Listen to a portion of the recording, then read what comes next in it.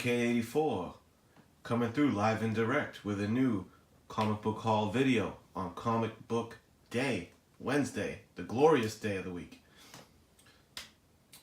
Let's just get right to it. I'm displaying the new issue of DC Nation.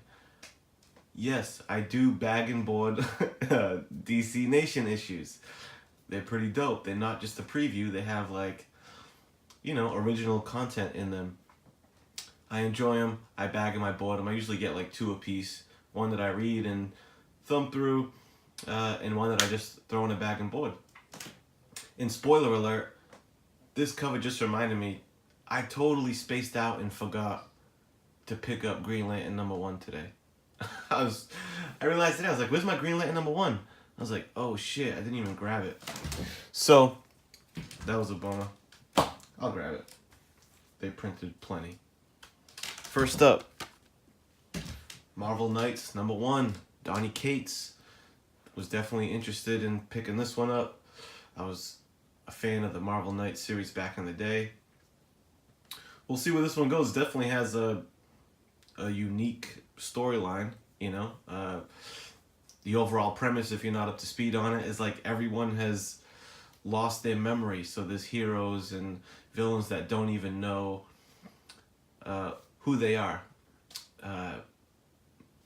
except Daredevil. He does. So that's the overall premise. I mean, you get that just right in the first couple pages. Definitely interesting seeing, these heroes in mild-mannered mode, not aware of their untapped abilities. And with that in mind, I'm pretty sure if you look at this cover, every one of these civilian-looking people on the cover is actually a hero or villain. Someone from the series who's just kind of unbeknownst to them. I'm pretty sure this dude on the left forefront is Tony Stark. There's a dude in the background holding up a card who I think is probably Gambit. He definitely got Wolverine there. I'm thinking this chick might be Jubilee, Quicksilver, Jean Grey, T'Challa, Steve Rogers maybe in the back. So that's kind of interesting. Once you understand the premise of it, that cover's pretty dope. Next up, Infinity Wars, #5. I'm still on this train, man. I like this book. This is a good read for me every week. Feeling it. I got the variant. This book, the art is just really impressive in this book. I dig it very much. Mike Deodato is a beast. I feel like this art is, I don't want to be blasphemous. I was going to say it's almost on par with what they're putting out with Heroes in Crisis over on DC.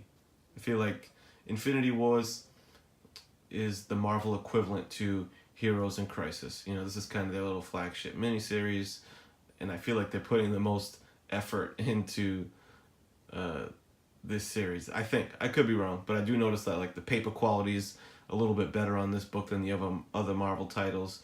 The art is actually pretty on point compared to a lot of the dog shit art inside of Marvel books. So, they're giving it a good effort. I'm enjoying it. This dude Deodato, a really cool thing about his art is his shading. He uses that, I'm trying to think of the word for it, but that old school type of shading where they use the small dots to kind of cross shade things. He is incorporating that old school style of that dot shading with really modern art and design, and it just looks dope. And this is probably my favorite design of Loki. Of all the little renditions I've seen him in, I like this version of Loki very much. So cool read. I like what the story's doing. Bang.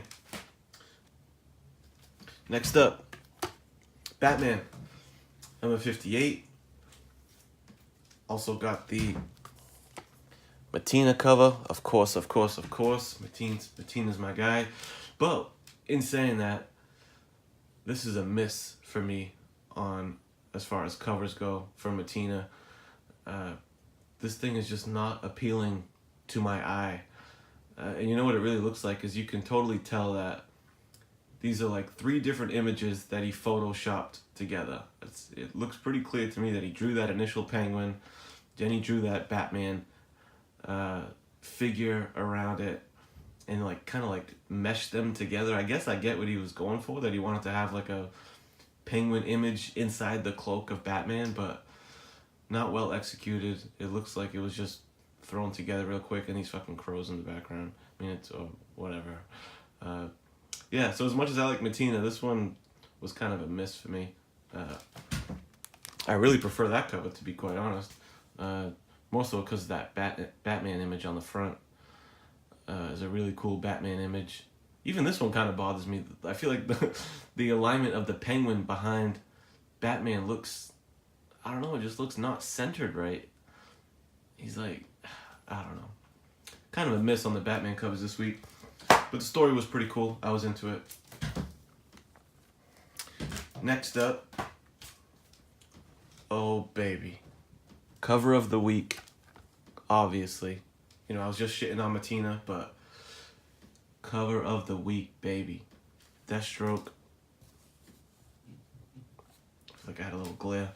Deathstroke 37. God damn. This cover is so fire. I had my shop put one aside for me, and there's like there's kind of a little dent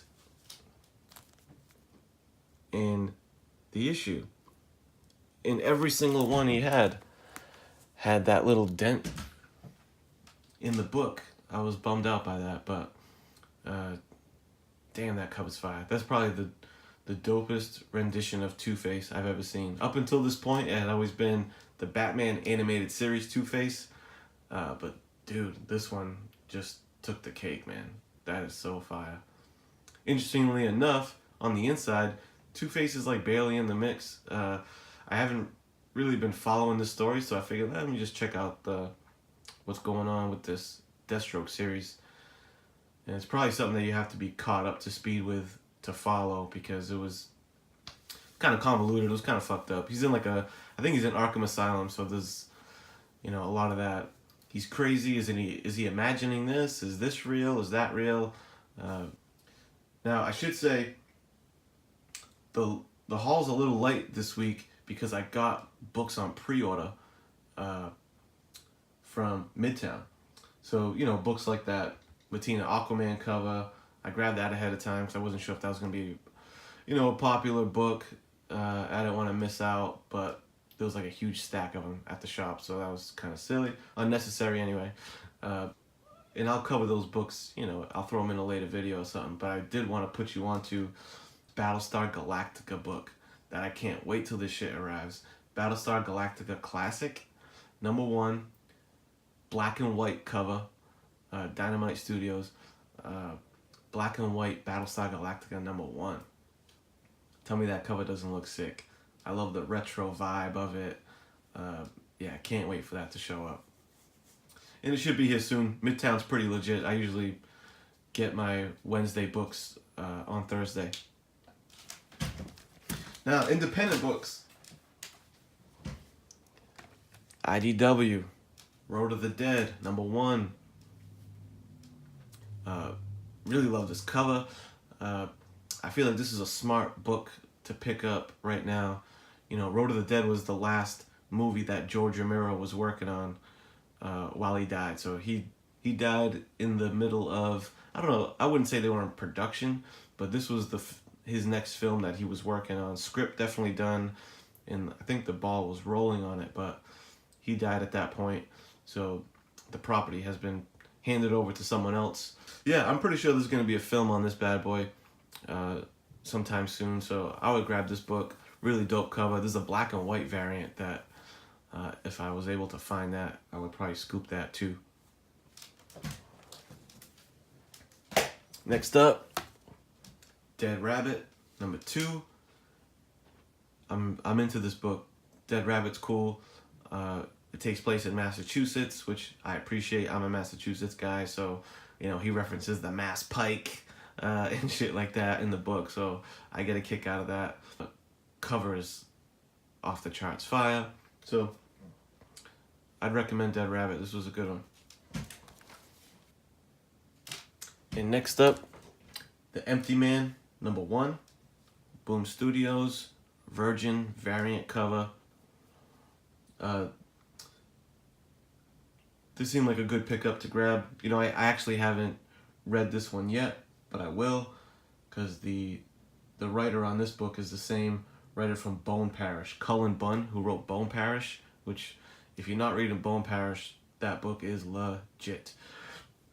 And you know what? That was it for my new pickups this week, since I ordered like 5 or 6 books online, so I didn't have too much to show for this video. So I did grab a few things from the dollar bin while I was there. Why don't I show you some of those real quick, just so you can see. I won't spend too much time on them, but I picked up a copy of Aquaman #1 from the Rebirth era. I love that cover. This is like a variant cover to that, or I mean, like cover B. But I really love that Aquaman cover, #1 from Rebirth. I grabbed XMen 194. This one is the first appearance of Fenris, which is like brother and sister Andrea, Andreas Strucker. They're kind of like a version of the Wonder Twins. They have powers, but they only have them when they hold their hands. So, first appearance of them. X-Men #166, which I think is like a early Brood appearance. Oh no, this is the first appearance of Lockheed, that little purple dinosaur thing that Shadowcat hauls around with. Grabbed issue #161. It's a Magneto origin issue. First appearance of some guy, Mammoth. And issue #197, which I copped just because I had a dope Doctor Doom cover.